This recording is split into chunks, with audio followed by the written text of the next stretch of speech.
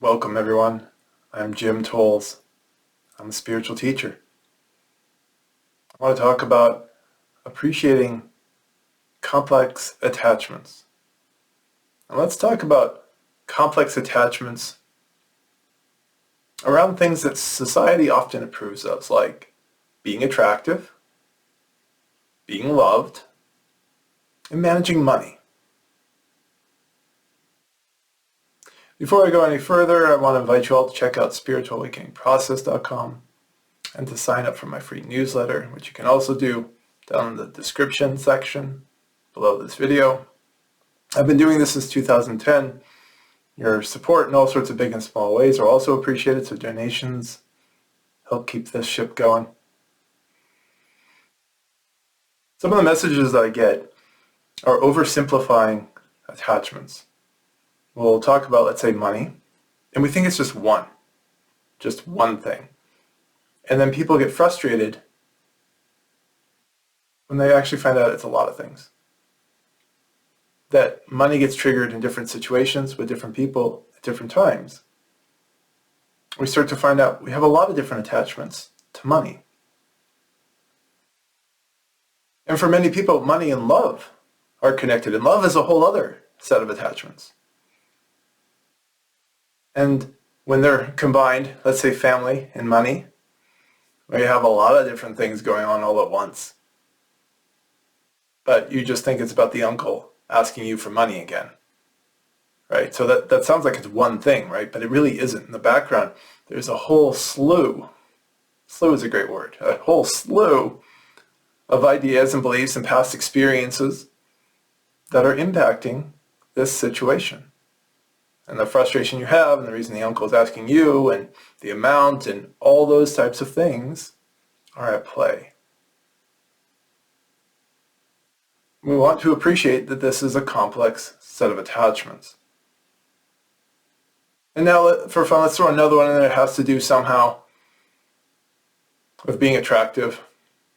You're the handsome one, you're the pretty one in the family, and for whatever reason the uncle comes to you because everyone likes you because you are that way, right? This is a thing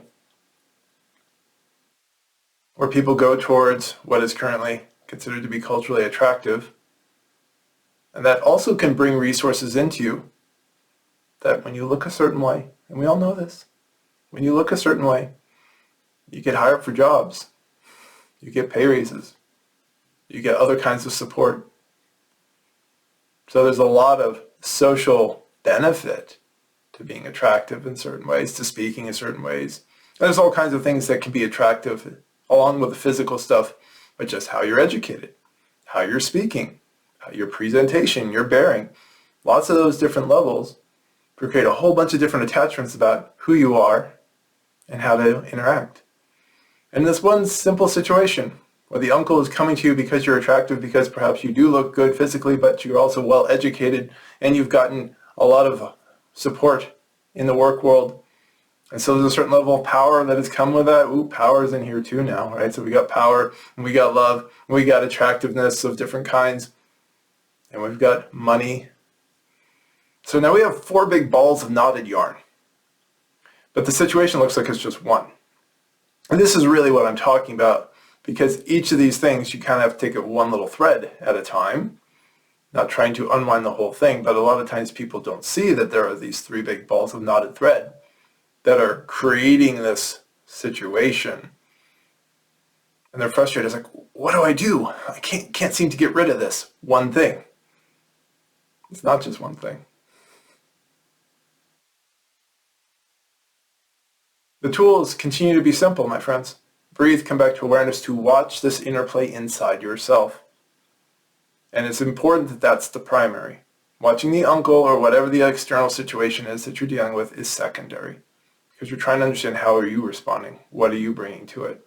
As you better understand your piece of the puzzle, then yes, we do also watch the other people, how they're responding. Too often it's the reverse, correct? You know this? We look at the external, we find things wrong with the external, with the uncle, with the whatever, and we don't really understand our piece. That's why understanding our piece differentiates us from just the usual hypocrite. The hypocrite, the satirist, right? The person says, oh, look at all these problems out here.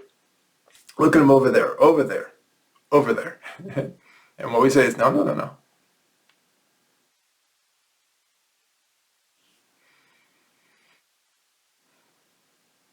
Usually as people start to work into some of these more complicated sets of attachments that are all interwoven, and the ones I'm picking today in particular are socially approved of. So society is not going to tell you, like, well, you shouldn't be attractive, or you shouldn't be loved, or you shouldn't manage money well.